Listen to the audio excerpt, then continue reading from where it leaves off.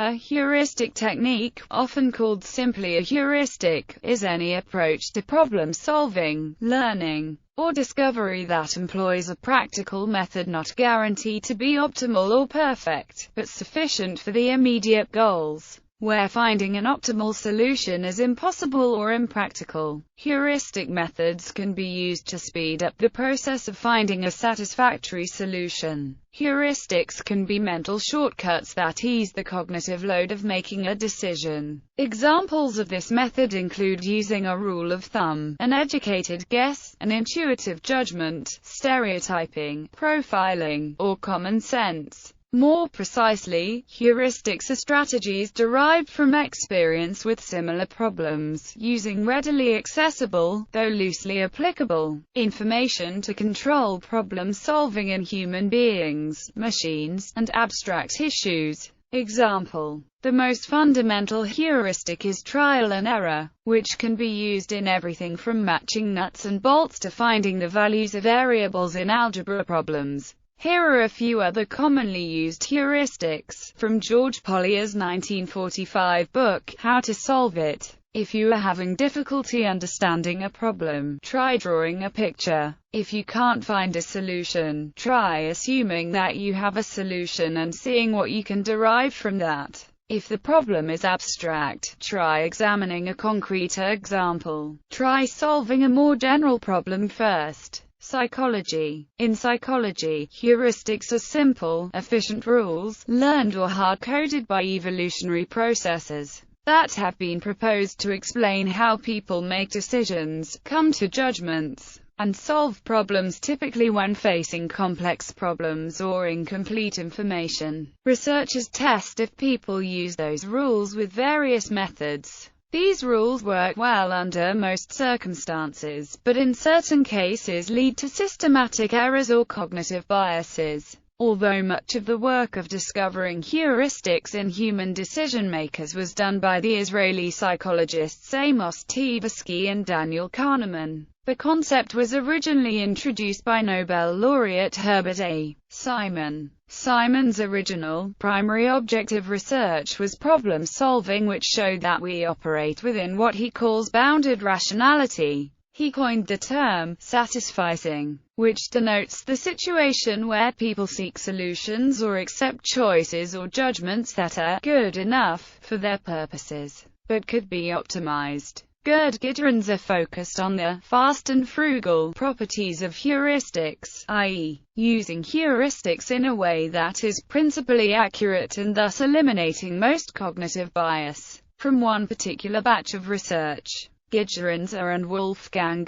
May found that both individuals and organizations rely on heuristics in an adaptive way. They also found that ignoring part of the information with a decision, rather than weighing all the options, can actually lead to more accurate decisions. Heuristics, through greater refinement and research, have begun to be applied to other theories, or be explained by them. For example, the cognitive experiential self theory also is an adaptive view of heuristic processing. CEST breaks down two systems that process information. At some times, roughly speaking, individuals consider issues rationally, systematically, logically, deliberately, effortfully, and verbally. On other occasions, individuals consider issues intuitively, effortlessly, globally, and emotionally. From this perspective, heuristics are part of a larger experiential processing system that is often adaptive, but vulnerable to error in situations that require logical analysis. In 2002, Daniel Kahneman and Shane Frederick proposed that cognitive heuristics work by a process called attribute substitution, which happens without conscious awareness. According to this theory, when somebody makes a judgment that is computationally complex, a rather easier calculated heuristic attribute is substituted. In effect, a cognitively difficult problem is dealt with by answering a rather simpler problem, without being aware of this happening. This theory explains cases where judgments fail to show regression towards the mean. Heuristics can be considered to reduce the complexity of clinical judgments in healthcare. Theorized psychological heuristics, well-known anchoring and adjustment, describes the common human tendency to rely too heavily on the first piece of information offered when making decisions. For example, in a study done with children, the children were told to estimate the number of jelly beans in a jar. Groups of children were given either a high or low base number. Children estimated the number of jelly beans to be closer to the anchor number that they were given. Availability heuristic, a mental shortcut that occurs when people make judgments about the probability of events by the ease with which examples come to mind. For example, in a 1973 Tversky and Kahneman experiment,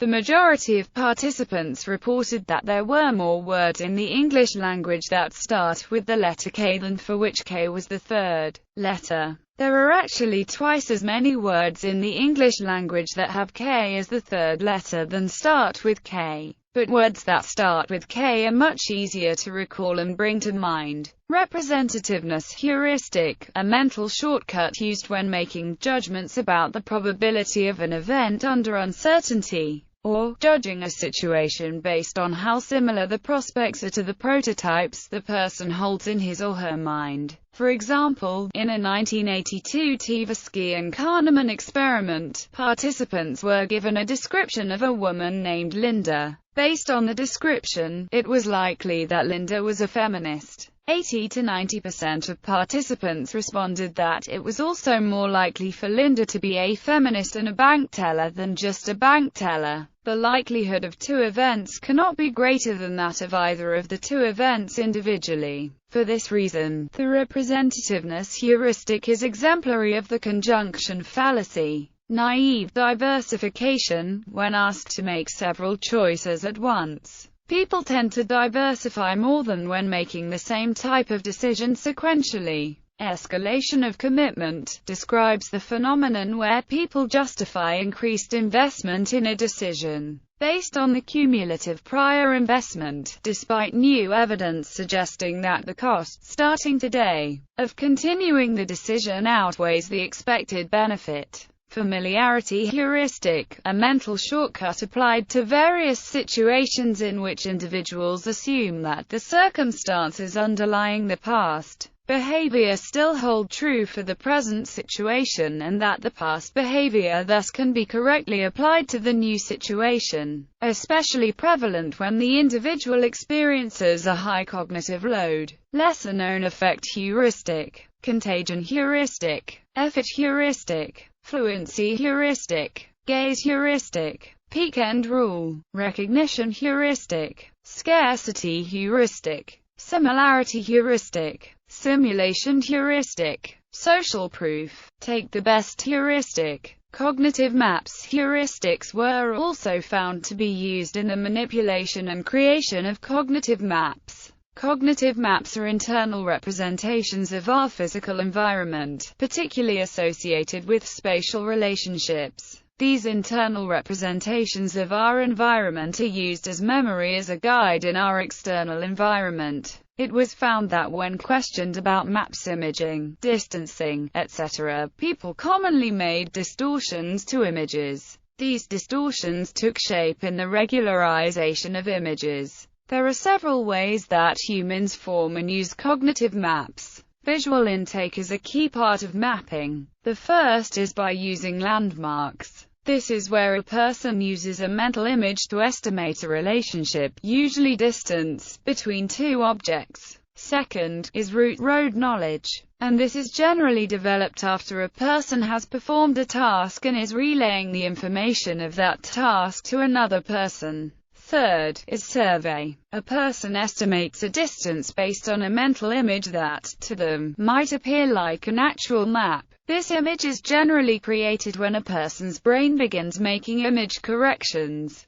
These are presented in 5 ways. 1. Right-angle bias is when a person straightens out an image, like mapping an intersection, and begins to give everything 90-degree angles, when in reality it may not be that way. 2. Symmetry heuristic is when people tend to think of shapes, or buildings, as being more symmetrical than they really are. 3. Rotation heuristic is when a person takes a naturally distorted image and straightens it out for their mental image. 4. Alignment heuristic is similar to the previous, where people align objects mentally to make them straighter than they really are. 5. Relative position heuristic. People do not accurately distance landmarks in their mental image based on how well they remember that particular item. Another method of creating cognitive maps is by means of auditory intake based on verbal descriptions. Using the mapping based from a person's visual intake, another person can create a mental image, such as directions to a certain location. Philosophy.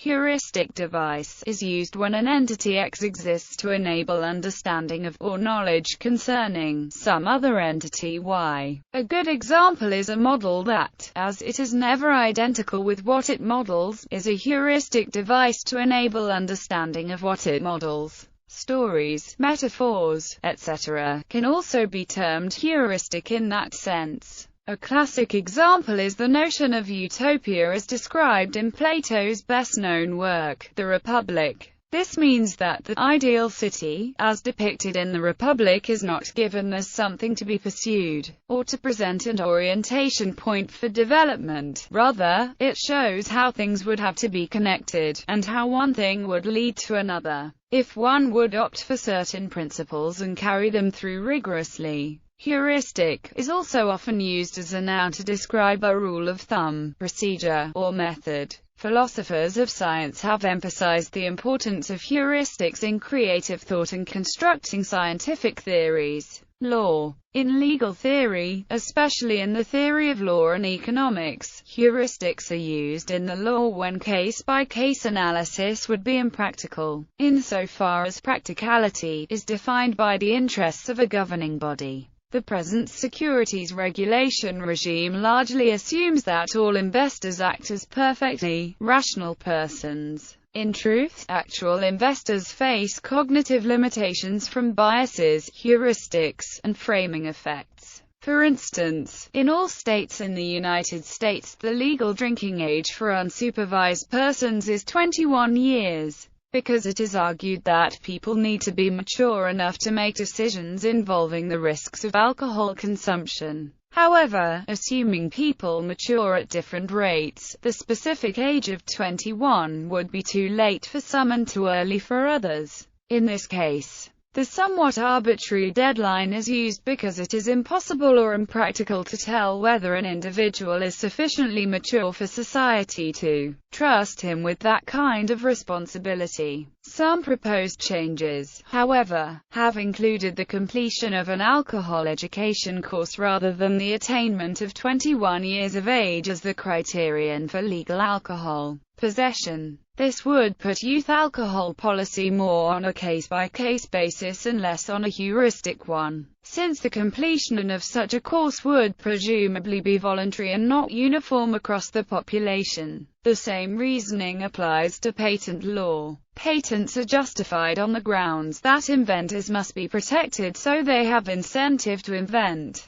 It is therefore argued that it is in society's best interest that inventors receive a temporary government-granted monopoly on their idea, so that they can recoup investment costs and make economic profit for a limited period. In the United States, the length of this temporary monopoly is 20 years from the date the application for patent was filed, though the monopoly does not actually begin until the application has matured into a patent. However, like the drinking age problem above, the specific length of time would need to be different for every product to be efficient. A 20-year term is used because it is difficult to tell what the number should be for any individual patent. More recently, some, including University of North Dakota law professor Eric E. Johnson, have argued that patents in different kinds of industries such as software patents should be protected for different lengths of time. Stereotyping. Stereotyping is a type of heuristic that all people use to form opinions or make judgments about things they have never seen or experienced.